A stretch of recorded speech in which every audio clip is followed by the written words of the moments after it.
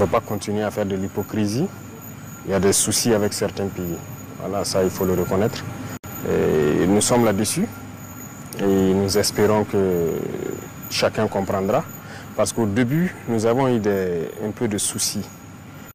En octobre, novembre 2022, alors je vais vous dire clairement, on a été approché par beaucoup d'émissaires, notamment des pays du Sud. Chaque fois, c'était peut-être nous dire de négocier en quelque sorte avec les terroristes, parce qu'ils veulent un couloir, ils veulent juste faire le trafic, ça veut dire laisser une portion du terrain, et voilà, ils vont nous laisser tranquilles. Nous avons dit que ce n'était pas possible parce que nous sommes burkinabés. On préfère mourir dans la dignité que de négocier donc, les conditions de notre esclavage. Négocier avec ces gens-là, c'est négocier les conditions de son esclavage. Donc j'ai compris la mentalité de certains et j'ai conseillé beaucoup que ce n'était pas une bonne idée de négocier. Mais bon, on savait ce qui se passait. Les choses se passaient à Niamey en son temps. Voilà, entre le président Bazoum qui était le centre et les terroristes, certains agents extérieurs, et ensuite les messagers venaient vers nous. J'ai même envoyé aussi des messagers vers le président Bazoum en son temps, qui malheureusement n'a pas bien accueilli la mission parce qu'il n'a même pas pu me faire de compte rendu parce que c'était un échec. Nous avons compris qu'il y a une machine qui est en œuvre et donc nous avons décidé de combattre, de lutter. Nous avons refusé catégoriquement de négocier avec qui que ce soit. Nous allons combattre. Et ces gens qu'on avait conseillé de ne pas rentrer dans ce schéma, je pense qu'aujourd'hui beaucoup se rendent compte qu'on avait raison. Parce qu'ils ont commencé à être attaqués. Il n'y a pas de possibilité de négocier avec ces gens. Donc il faut qu'on se mette au sérieux pour lutter. Dernièrement, vous avez vu à travers le reportage, lorsque les unités sont arrivées à l'opération Ouragan à la frontière ivoirienne, voilà, je suivais l'opération de près. C'est de féliciter même les soldats pour leur discipline. Parce qu'ils n'étaient pas obligés de s'arrêter et regarder les terroristes à 50 mètres de lui, au-delà du fleuve. Ils pouvaient envoyer des roquettes, comme il a dit. Mais par discipline, respect des consignes, ils ont observé et puis ils se sont retournés. Mais ce sont des comportements qui ne sont pas bien, il faut le dire. Parce que le Burkina a connu ça aussi. Les IAG ont habité ici. On était une base arrière des terroristes. Ça donnait quoi? Donc il faut que ces pays-là aussi comprennent ça, que ça ne marche pas.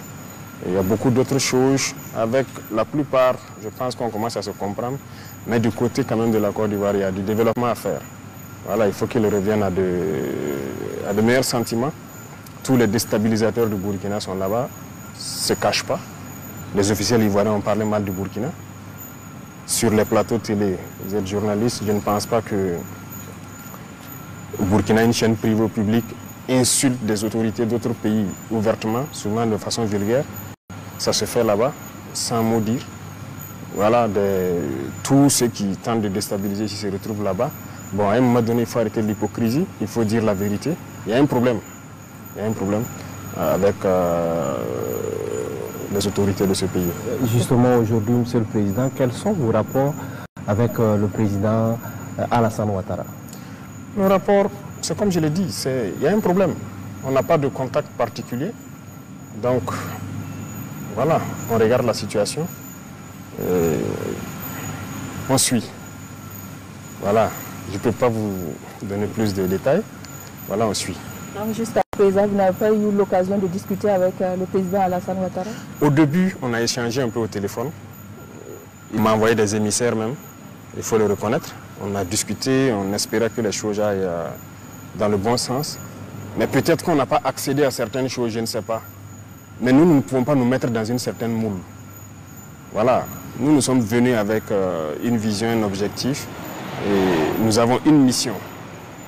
Donc, tant qu'on sera dans notre moule, on sait qu'on aura des difficultés avec certains. Donc, on ne sait pas ce qui s'est passé. Sinon, il y avait le contact, mais ça s'est rompu.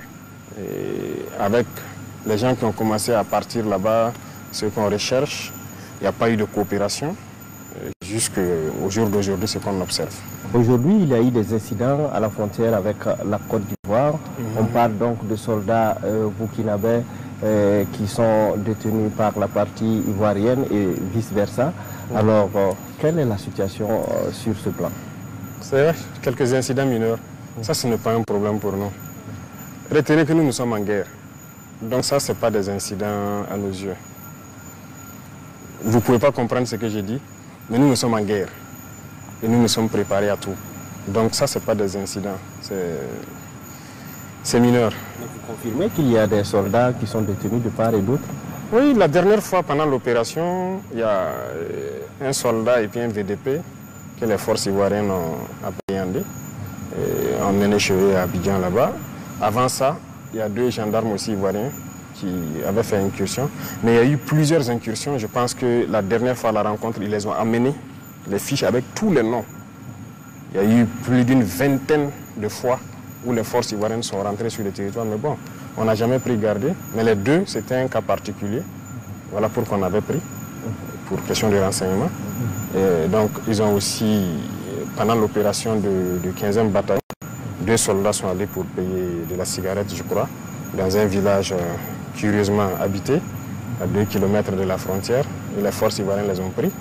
Mais je suis curieux de voir qu'ils étaient présents, ils ont pu appréhender les 2 soldats et que tous ces terroristes qui sont rentrés, ils n'ont pas réagi. Donc, c'est un incident isolé. Nous, on continue le combat. Voilà. D'accord. Alors, Monsieur le Président, est-ce que la récente rencontre entre les ministres en charge de la défense des 2 pays va permettre peut-être de détendre la situation? On espère. Mais je dirais que la balle est dans leur camp. Voilà, ils ont souhaité la rencontre, on n'a pas refusé. Ça s'est bien passé, ils ont eu des échanges. On les regarde maintenant. Voilà. Il y a des gens qui sont poursuivis, qui sont là-bas. Il y a des gens qu'on va poursuivre. Il y a eu quand même, ils ont eu des échanges francs. On les regarde maintenant. Monsieur le Président, autre incident diplomatique, si je peux l'affirmer ainsi, 3 personnalités françaises déclarées persona non grata sur le territoire burkinabé pour activités subversives. Que reproche-t-on concrètement à ces 3 Français? Vous savez, quand on dit activités subversives, les gens sont très malins et très intelligents dans leurs manœuvres. Aujourd'hui, ils ont beaucoup de plans pour déstabiliser le Burkina. Il y a l'élimination physique, voilà. Il y a peut-être la manipulation d'une frange armée. Il y a aussi, à travers les médias, vous, voilà. Et la diplomatie des pays, ça participe. Alors, c'est de dire même à travers ça aux gens de faire très attention.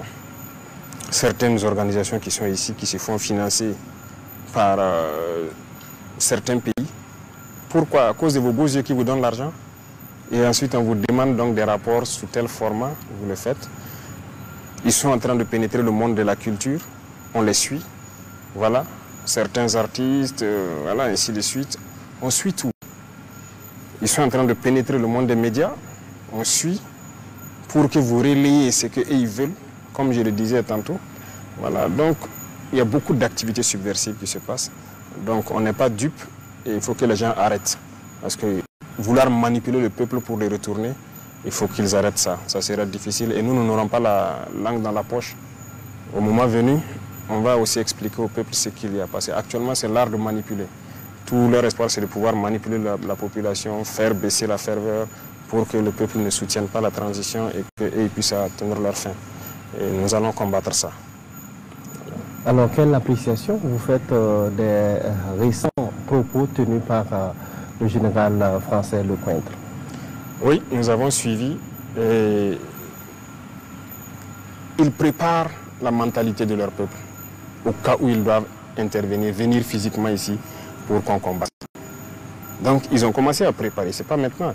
L'année passée, le président Macron a tenu certains propos. Moi, je m'attendais à ce que les journalistes débattent sur ça, éclairer la lanterne des Burkinabés, éduquer les Burkinabés. Parce que le journalisme, ce n'est pas juste critiquer le pouvoir ou voilà, donner des informations sur qu'est-ce qui ne va pas. Vous avez la chance d'être journaliste en temps de guerre. Il faut participer à éduquer le peuple, à éveiller le peuple, parce que nous avons un ennemi. C'est ceux qui veulent nous réduire à l'esclavage. C'est votre rôle de le faire.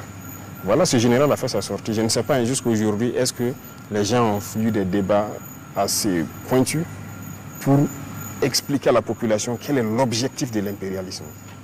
Ils ne sont pas d'accord qu'on se décolonise. Ils veulent nous recoloniser. Le terrorisme est là. Ils savent qu'on va vaincre le terrorisme. Et donc, ils se disent maintenant, si jamais on a